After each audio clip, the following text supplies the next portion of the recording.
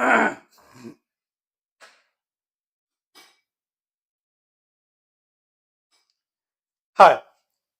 good afternoon to all of you. I am Anil and welcome to this current affairs class in TGS.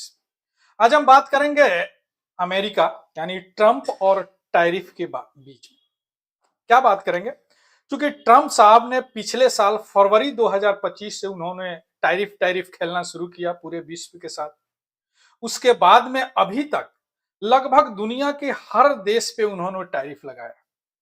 जिस act के तहत, जिस कानून के तहत, जिस अधिकार के तहत उन्होंने टैरिफ लगाया, उस अधिकार को वहां के सुप्रीम कोर्ट ने इलीगल घोषित कर दिया कि वह अधिकार उनके पास नहीं है। और इस टैरिफ के चलते ट्रंप साहब ने यानी अमेरिका ने लगभग 130 बिलियन डॉलर कमाए। अब सवाल उठता है कि क्या यह इलीगल अगर है तो क्या 130 बिलियन डॉलर लौटाने पड़ेंगे अमेरिका को? यही सारी चीज अभी हम एक एक करके समझने का प्रयास करेंगे। यह कैसे हुआ? अमेरिकी सुप्रीम कोर्ट ने यह फैसला सुनाया है कि राष्ट्रपति डोनाल्ड ट्रंप ने पिछले साल यानी फरवरी 2025 से इन्होंने टैरिफ खेलना शुरू किया पूरे विश्व के साथ। एक कानून की तहत एक्चुअली वह कानून 1977 का कानून है, उस कानून के बारे में भी अभी हम देखेंगे। और फरवरी 2025 से इन्होंने सबसे पहले चीन, मैक्सिको और कनाडा पर इन्होंने 10% टैरिफ लगाया। उसके बाद में लगभग पूरे विश्व पे इन्होंने टैरिफ लगाया, इंक्लूडिंग इंडिया आल्सो। इंडिया पे भी इन्होंने 50% टैरिफ लगाया। अभी हालांकि इन्होंने घटा के इसको 18% किया। लेकिन ये सारे सिनारियों को, इस सारे इनके काम को अमेरिकी सुप्रीम कोर्ट ने गलत बताया है। उन्होंने बताया कि यह उनका अधिकार क्षेत्र है ही नहीं कि इस एक्ट के तहत वह टैरिफ लगा सकते हैं। अब यहां पे थोड़ा सा मैं ये भी बताऊंगा कि टैरिफ क्या होता है, क्लियर, और वह क्यों देश लगाते हैं या अमेरिका ने क्यों लगाया, इनका लॉजिक क्या है। इसके अलावा यह जो सुप्रीम कोर्ट के फैसले से किस किस देश को फायदा होगा, किस किस देश को नुकसान होगा। लेकिन एक बात बता देता हूं, इंडिया को फायदा होगा, है ना। अब उसके बाद में क्या 130 जो बिलियन डॉलर है क्या अमेरिका लौटाएगा, या अमेरिकी राष्ट्रपति डोनाल्ड ट्रंप का क्या तर्क है, ये सारी चीज अभी हम एक एक करके समझने का प्रयास करते हैं। तो चलिए सबसे पहले शुरू करते हैं कि व्हाट हैपेंड। तो व्हाट हैपेंड में क्या हुआ, तो ये तो समझ गए क्या हुआ कि यूएस प्रेसिडेंट डोनाल्ड ट्रंप जो एक लार्ज टैरिफ इंपोर्ट पे टैरिफ इंपोर्ट में ही लगाया जाता है आयात पे, many country during past year, यानी यह फेब से इन्होंने शुरू किया 2025 से, और फेब के बाद में अभी तक इन्होंने लगभग विश्व के सभी देशों पे टैरिफ लगाया। फेब 2025 से सबसे पहले इन्होंने चाइना, मैक्सिको जब सेकेंड टर्म में या प्रेसिडेंट बने, और कनाडा पर टैरिफ लगाया, है ना। उसके बाद में धीरे धीरे कुछ महीनों के बाद उन्होंने बताया कि लिबरेशन डे आ गया अमेरिका का, लिबरेशन डे, मुक्ति दिवस, लिबरेशन डे, है ना। उसके बाद में देश से हर आने वाले सामान, किसी भी देश से उनके देश में हर आने वाले सामान से सामान पे 10% 50% तक इन्होंने टैरिफ लगाया, 50% टैरिफ लगाया, क्लियर। अब ट्रंप के अनुसार क्या था कि चूंकि यहाँ पे इनका जो क्या बोलते हैं ट्रेड डिफिसिट यानी व्यापार घाटा। व्यापार घाटा का मतलब होता है कि इंपोर्ट मोर देन एक्सपोर्ट, यानी बाहर से जो सामान मंगा रहे हैं वह ज्यादा है, जो हम भेज रहे हैं वह कम है, तो इसको ट्रेड डिफिसिट बोलते हैं। तो इन्होंने कहा कि भैया अमेरिका में ट्रेड डिफिसिट यानी व्यापार घाटा ज्यादा हो रहा, इसीलिए हम बाहर के देशों से कोई अगर सामान आता है हमारे देश पे तो उसमें हम टैक्स लगाएंगे, कर लगाएंगे, that is called tariff, that is called what, tariff, clear, आया समझ में। तो यह हो गया that tariff generated billions of dollar in revenue, लगभग 130 बिलियन डॉलर यूनाइटेड स्टेट को इससे हुआ है। लेकिन जब यूएस सुप्रीम कोर्ट ने रिसेंटली यानी 20 फेब 2026 को इन्होंने डिक्लेयर किया कि दिस टैरिफ इज इलीगल, यानी यह गलत है, तो यह एक बहुत major legal and economic controversy आ गया कि क्या अब अमेरिका को अब यह जो 130 बिलियन जो लिए हैं वह लौटाना पड़ेगा, क्या अमेरिका को लौटाना पड़ेगा। तो यह एक बहुत बड़ा इशू हो गया है रिगार्डिंग द सुप्रीम कोर्ट का जो जजमेंट आया है उसके रिगार्डिंग। क्लियर। अब इसको आगे बढ़ने से पहले थोड़ा सा हम यहां देखेंगे थोड़ा सा कि टैरिफ एक्चुअली होता क्या है। Tariff is the type of tax जो एक देश दूसरे देश पे लगाते हैं। इस तरह हमारे यहाँ बहुत सारे टैक्सेस होते हैं, उसी तरह एक देश से दूसरे देश में अगर सामान जाता है तो वह देश जिसमें यह सामान जा रहा वह उस पर कर लगाते हैं, टैरिफ लगाते हैं। Clear. So that is called tariff. अब यह टैरिफ इसलिए बोलते हैं, यह तो एक टाइप ऑफ द टैक्स है जो एक देश से दूसरे देश में जाते हैं। यानी इसको बोलेंगे tariff is equal to what, tax imposed on imported goods, यानी tax imposed on imported good. Tariff is equal to क्या हो जाता है, बड़ा शॉर्ट में आप याद रख सकते हैं, दैट इज टैक्स, या एक प्रकार का कर है जो लगाया जाता है क्या, आयातित सामानों पे, आयातित सामानों पे। अब यह सवाल उठता है कि गवर्नमेंट यानी कोई कंट्री यह टैरिफ यूज क्यों करता है या टैरिफ क्यों लगाता है। तो इसका कई कारण है। सबसे पहला होता है कि उनका डोमेस्टिक इंडस्ट्री को प्रोटेक्ट करना होता है, यानी बाहर से अगर कोई सामान आ गया तो यहाँ जिस देश में है उस देश का जो डोमेस्टिक प्रोडक्शन है वह तो कम हो जाएगा। अगर यह सस्ता आ गया तो इनको कोई नहीं खरीदेगा, तो ये बेचारे तो बेरोजगार हो जाएंगे। सो that is protect domestic industry. ये अच्छी बात है, हर देश लगाते हैं कुछ ना कुछ टैरिफ। इसके अलावा रिड्यूस इंपोर्ट, इंपोर्ट को रिड्यूस करने के लिए, जैसे टैरिफ ट्रम्प साहब ने बोला था कि ट्रेड डिफिसिट बढ़ रहा है इसलिए हम यह लगा रहे हैं। इसके अलावा गेन ट्रेड लिवरेज भी इससे गेन किया जाता है। अब बहुत सारे, अभी तो डिप्लोमेसी भी इसी से हो रहा है।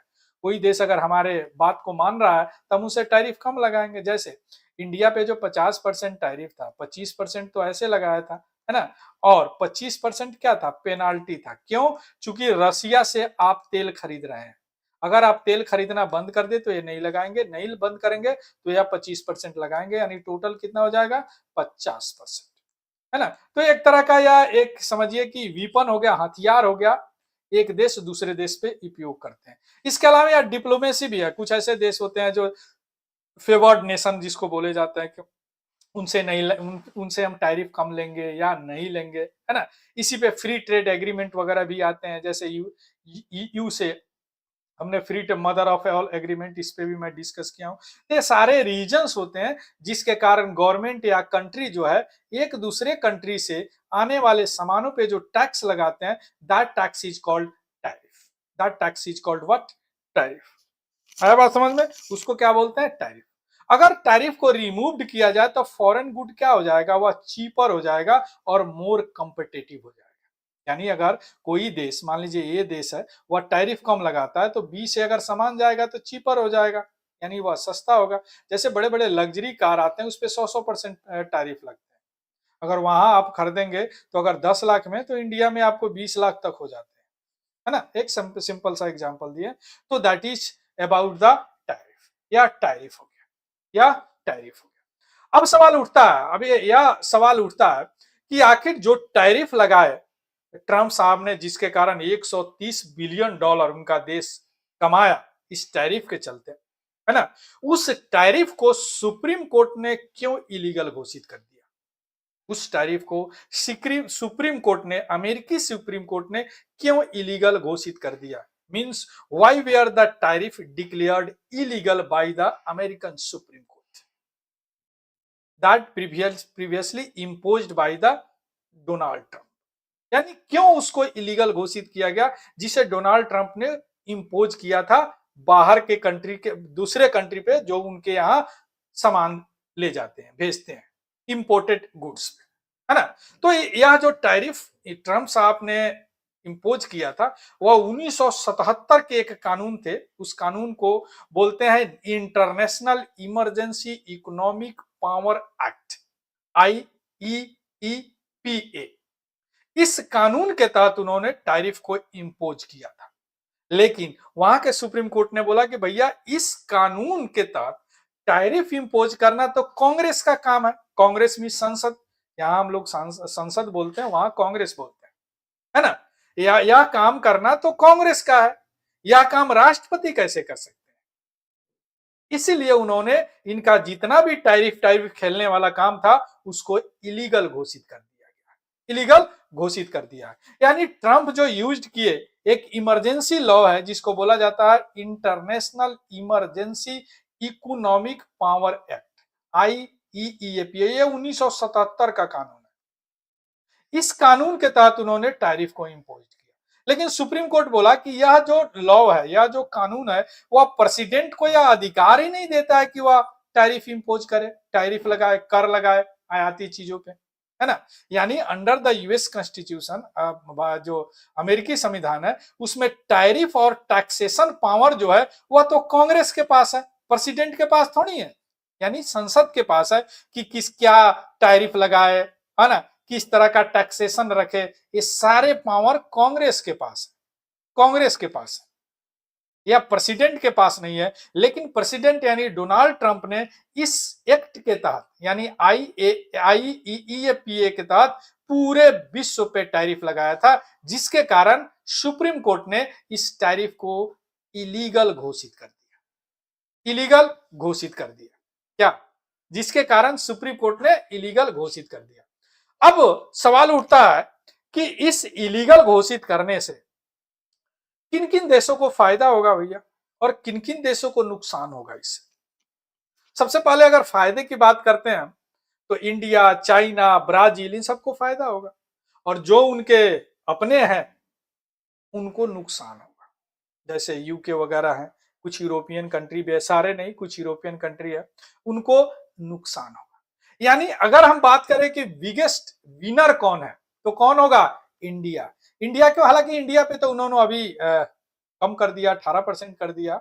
इंडियन एक्सपोर्ट बिकम, लेकिन उनका मूड का कोई ठीक नहीं। Export become more competitive in the US. अब यूएस में सस्ता जाएगा तो कंपटीशन बढ़ेगा, है ना। Removal heavy tariff, lower cost of Indian company को लोअर कॉस्ट लगेगा, जिसके कारण सामान बिकेगा वहां पे, और यह क्या आएगा? अवसर देगा growth in manufacturing and export वगैरह। क्लियर? चाइना को भी फायदा होगा, चाइना पे भी बहुत टैरिफ लगाते हैं। China good also face fewer tariff barrier, जो कि हटने से उनको फायदा होगा। ब्राजील को भी फायदा होगा, जो कि यह टैरिफ बर्डन रिड्यूस होगा significantly compare to the earlier policy जो लगाया गया था। एग्रीकल्चर और कमोडिटी एक्सपोर्ट बेनिफिट स्ट्रांगली, जो भी उनका कृषि क्षेत्र है और कमोडिटी क्षेत्र है वह फायदा होगा। यानी अगर बिगेस्ट विनर की बात करें, यानी इससे फायदा किसको होगा? और भी कंट्री होंगे, लेकिन ये तीन को ज्यादा फायदा होगा। कौन कौन है? इंडिया है, चाइना है एंड ब्राजील है। इंडिया है, चाइना है एंड ब्राजील। अब आते हैं बिगेस्ट लूजर की अगर बात करें, तो बिगेस्ट लूजर में कौन होगा? यूनाइटेड किंगडम, लंदन, है ना। चूंकि यह प्रेफरेंशियल टैरिफ एडवांटेज या इंजॉय कर रहे थे, है ना। इसमें होता है, जैसे हमने बताया कि कूटनीति में भी टैरिफ का इस्तेमाल होता है। कुछ प्रेफरेंशियल देश दिए जाते हैं, मोस्ट फेवर्ड नेशन होते हैं, जिनके साथ टैरिफ का एक अलग व्यवस्था होता है। वह व्यवस्था यूनाइटेड किंगडम के साथ जो अभी इंजॉय कर रहे थे वो अब नहीं करेंगे। न्यू सिस्टम जो है इसको हटा देगा, है ना। तो ब्रिटिश एक्सपोर्टर व new now face higher duty व फेस कर सकते हैं। Europe and some other US ally को भी फायदा होगा, सॉरी ये घाटा होगा इनसे, है ना। क्योंकि trade strategy build around the old tariff no longer work, ये नहीं करेगा। जो अभी ये इन्होंने नियम बनाया वो सारे खत्म हो जाएंगे, क्योंकि सुप्रीम कोर्ट ने क्या इसको इलीगल घोषित कर दिया, है ना। तो that is the increase uncertainty of for exporter, के लिए एक अनिश्चितता यहाँ पे हो गया। Clear? So that is the biggest loser of this what supreme court का जो इलीगल घोषित किया। अब सबसे बड़ा क्वेश्चन क्या उठता है यहाँ पे? सबसे बड़ा क्वेश्चन कि जो $130 जो अमेरिका कमाया है इससे, अगर जिस प्रोसेस से कमाया है वह प्रोसेस ही अगर इलीगल घोषित कर दिया गया, तो क्या अमेरिका को सारे पैसे देने पड़ेंगे जिस कंपनी से इन्होंने कमाया, जिस कंट्री के जिस कंपनी से इन्होंने कमाया? That is the big question कि will the US return the money. हालांकि सुप्रीम कोर्ट ने इसके बारे में कोई बात नहीं किया, अमेरिकन सुप्रीम कोर्ट ने, मींस या court did not clearly order, refund का ऑर्डर नहीं दिया। लेकिन हाँ, अगर इलीगल घोषित हुआ है तो जो भी इनके हाई कोर्ट है और भी जो कानूनी कानून के रूप में जो और भी एक्सपर्ट लोग बता रहे हैं कि हो सकता है कि इन्हें वह रिफंड करना पड़े। हालांकि ट्रंप साहब ने एक और सेक्शन 202 की बात किया है कि उसके तहत हमने किया है, एक अलग बात है, डिफेंस तो होता ही है। लेकिन यहाँ पे एक बिग क्वेश्चन है कि will the US return the money, है ना। तो कोर्ट मतलब यह अमेरिकन सुप्रीम कोर्ट की बात हो रही है। अमेरिकन सुप्रीम कोर्ट की बात होती है, that did not clearly order refund. उन्होंने ऐसा क्लियर नहीं किया है कि हम ऑर्डर को रिफंड करेंगे, क्लियर, ऐसा उन्होंने नहीं किया। But now the biggest issue is what, should the US return the money and collected through this illegal tariff. क्या यूएसए या जो 130 बिलियन डॉलर है, बिलियन डॉलर है, वह रिटर्न करेगा सारे कंपनियों को? गवर्नमेंट ऑफिशियल ऐसा बता रहे हैं कि waiting for further court instruction before deciding refund. अब देखिए आगे क्या कोर्ट रिफंड करता है इसके बारे में, क्लियर। अगर एक मनी की बात करें, जैसे शुरू से हम बता रहे हैं कि how much money is involve, तो 130 बिलियन डॉलर अप्रोक्सीमेटली, लगभग जो अमेरिका है वह कमाए हैं इस टैरिफ से। इन्होंने कमाया 130 बिलियन डॉलर। यह एक बहुत बड़ा अमाउंट है जो लीगली जो है या इलीगल है, यानी लीगल अमाउंट नहीं है according to the American supreme Court. तो यह हो सकता है कि जिससे कमाया वह क्लेम करे कि भैया अगर यह इलीगल है तो हमसे गलत तरीका से क्यों कमाया, हमको दे दो। अगर अगर कोर्ट ऑर्डर देता है रिफंड देने, अगर कोर्ट ऑर्डर देता है कि भाई रिफंड देने के लिए, क्लियर है बात समझ में? अब एक अलग चीज यहां है कि who actually paid the tariff. Tariff actually किसने पेड किया? वह कंपनी, वह देश पेड किया जिसका सामान अमेरिका में गया। वह कंपनी, वह देश पेड किया, यानी दिया या टैरिफ या कर, जिसका सामान अमेरिका में गया। लेकिन ऐसा बताया जा रहा है, ऐसा बताया जा रहा है कि अगर यह पैसा रिटर्न होता है तो ट्रंप साहब की छवि जो है, वैसे भी अब आजकल छवि उनका कुछ अच्छा नहीं है, छवि जो है उनका और भी धूमिल हो सकता है। लेकिन सबसे पहले बात करते हैं कि who actually paid the tariff. अगर who actually paid the tariff करे तो पॉलिटिकल क्लेम ऐसा बात है, contrary the political claim, study ऐसा बता रहा है कि अराउंड 90% यानी 90% इस कर का जो भार है वह paid by American importers and consumers, not foreign country. देखिए यानी ये बता रहे हैं कि 90% यानी 130 बिलियन डॉलर का 90% यानी 90% वह अमेरिकन इंपोर्टर पेड किए हैं और कंज्यूमर पेड किए, कोई फॉरेन कंट्री नहीं। मान लीजिए कि कोई अगर कंपनी है, अमेरिकन है लेकिन किसी और देश में रह रहा है, तो वहीं पेड करेगा ना, सामान वहां भेजेगा। यानी company importing good into US paid higher tax,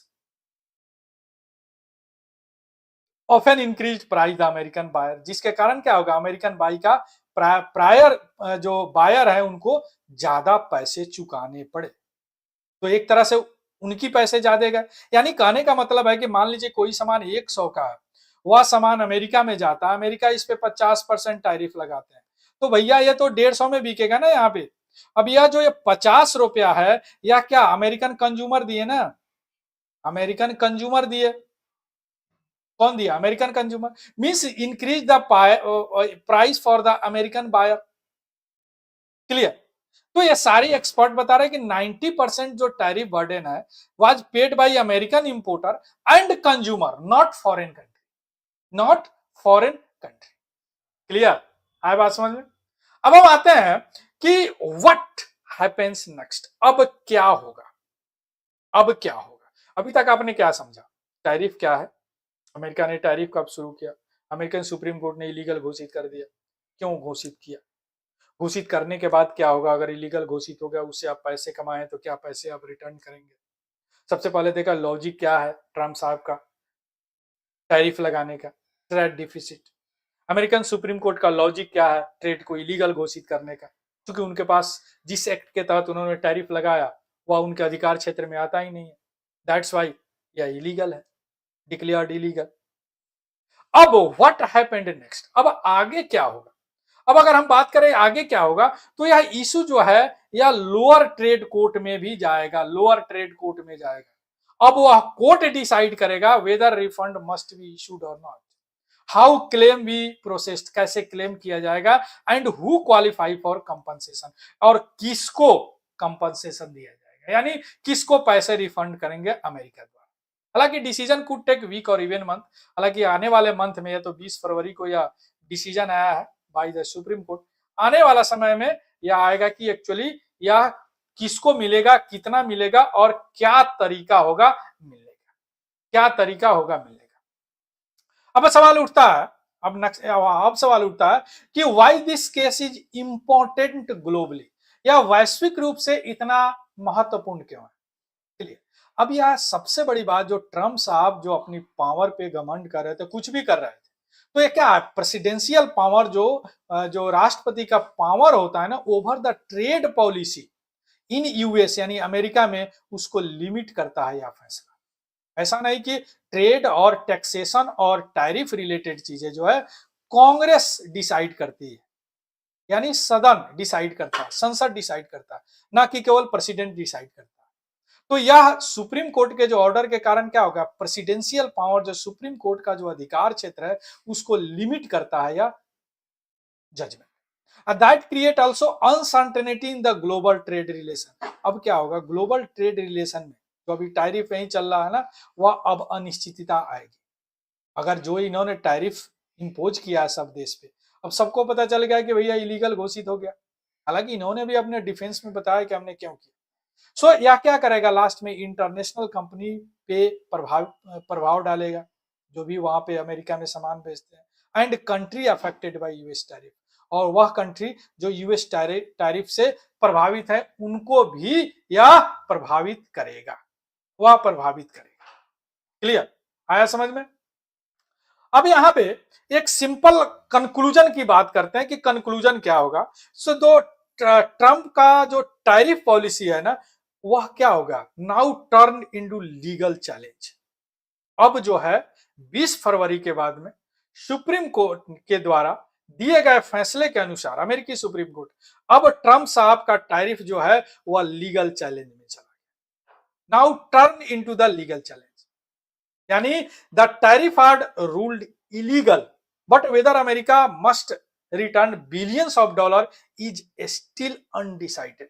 अब अमेरिका जो है, जो हमने बात किया 130 बिलियन डॉलर, वह रिटर्न करते हैं कि नहीं, या अलग बात है, जो अगर ऐसा कुछ होता है तो मैं अगले क्लास में डिस्कस करूंगा। यानी final answer will depend upon the upcoming court ruling. जो भी फाइनल डिसीजन होगा वह जो आने वाला जो कोर्ट का रूलिंग होगा उस पे डिसाइड करेगा। So that is we can say in the conclusion of this American supreme Court judgement regarding the Trump tariff, means we can say Trump tariff controversy. Clear. तो ये रही आपको ट्रम्प टैरिफ कंट्रोवर्सी, यानी Trump का illegal tariff क्यों है, supreme court ने क्यों इलीगल घोषित किया, इन्होंने टैरिफ क्यों लगाया, अब क्या आगे होगा, ये सारी चीज हमने एक एक करके अभी डिस्कस कर लिया। जो भी कीवर्ड मिला उसको हमने डिस्कस कर लिया। Clear. So that is very very important for your international relation. अगर ये आप इंफॉर्मेटिव लगा हो, कुछ सीखे हैं, तो लाइक शेयर, और अभी तक अगर सब्सक्राइब नहीं किए हैं तो सब्सक्राइब जरूर कीजिएगा। So thank you. Have a good day and happy learning. Thank you very much.